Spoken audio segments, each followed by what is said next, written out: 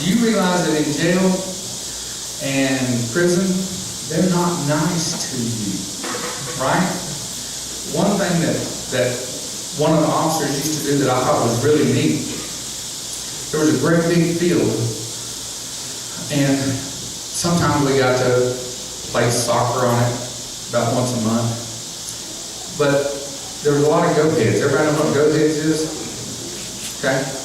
Well, they would line us up head to toe, laying on the ground, and have us roll back and forth across this field, and then go out on a parade deck and pick the goat heads off of us. And that's the way the DI got to clean his field up, so it wouldn't have goat heads on it when he walked out there, and they wouldn't get on his britches.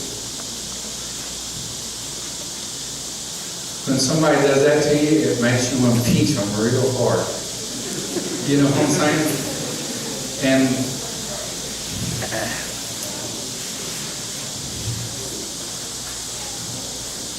that was some of the nicer things that they did.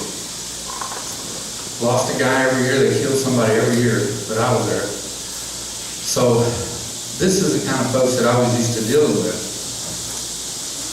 And this little Jenny comes up, yeah, how you doing? Whoa, you know? So I blew her off and got away from her immediately. And I'm walking around, big, beautiful building, and this other really weird lady comes up to me. Yeah, you guessed it, it's Paula Fontenot. When I said weird lady, everybody knew, right? I seen y'all look over that way. She comes up to me, hey, Mark, how you doing? Are you going to come to church tonight? And I said, are you out of your mind? There's no way I want to come to that church and have these people judge me after everything I've done. You know what she said? She said, well, Mark, if they treat you any different than they do anybody else, she said, that's between them and God. That has nothing to do with you.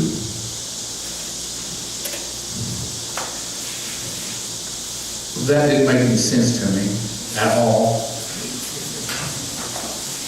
What does that even mean?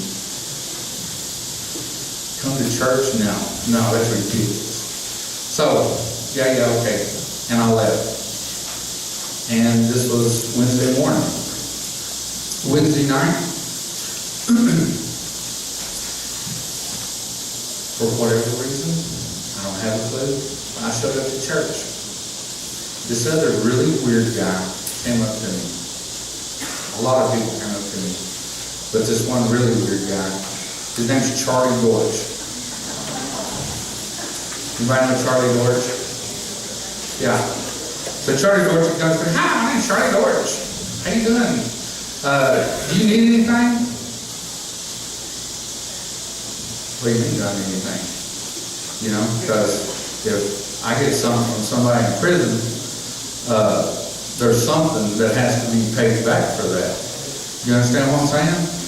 Do I need anything? No, I don't need anything. I got socks, underwear, riches. Charlie said, you sure you don't need anything? Nope. I'm good. Remember, I'm in charge. I don't need God. I don't need anybody. I got this. Right? I don't need anything or anybody. Mark, meet me down here tomorrow and let's go to Walmart and just see if there might be something that you might need.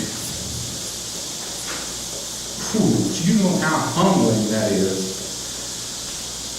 To have to come to the church and have a total stranger take and buy you something, you know?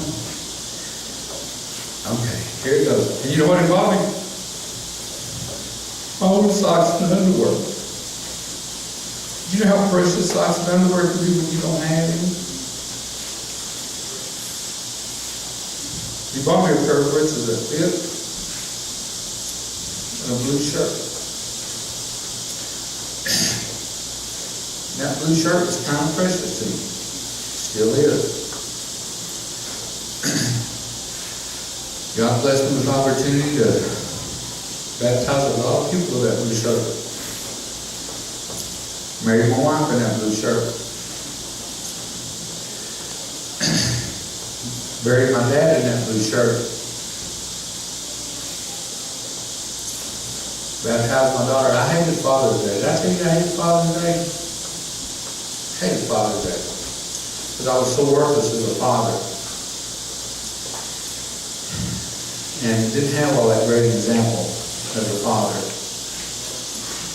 But that little mean girl sitting back there behind the camera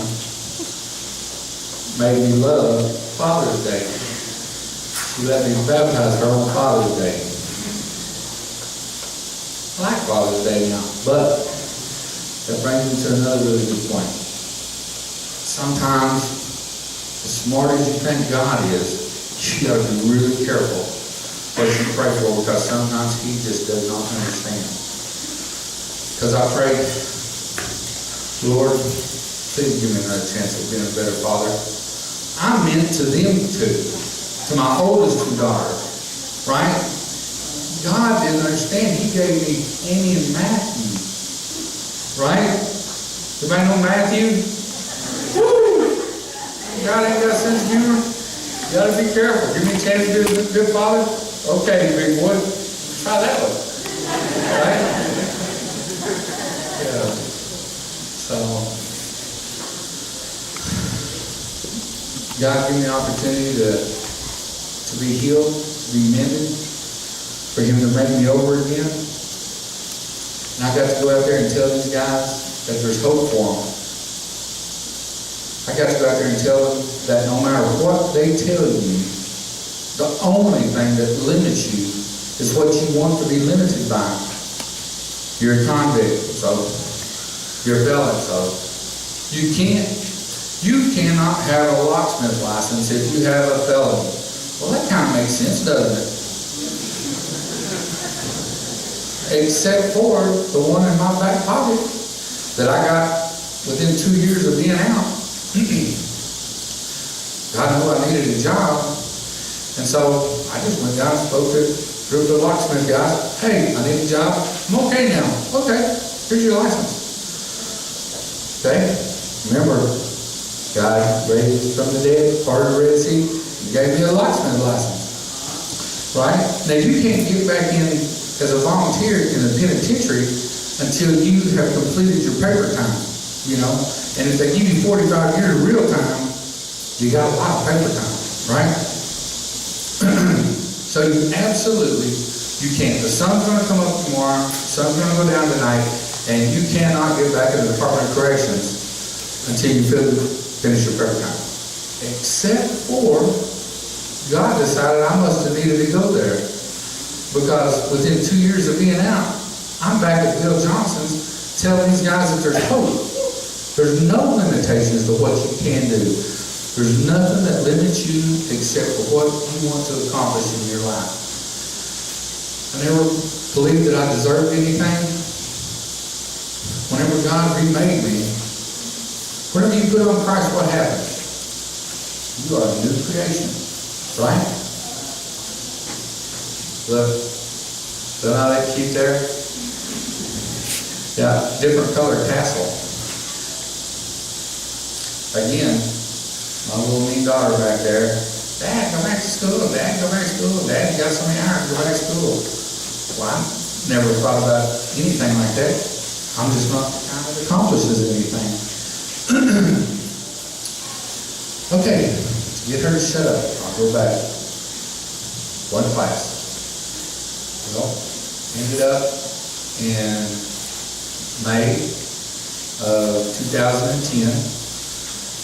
Graduated with my bachelor's degree from Northeastern State University. Now, keep in mind, and you can always remember this, Mark Seabolt is an overachiever, right? I did a 6-month program in prison and 2 years and 10 days, right? That's nothing. Check this out. I started college in 1986 and graduated in 2010. See? You know, I got a 4-year degree in just under a quarter of a century. Yeah. Overachiever, right? Yeah.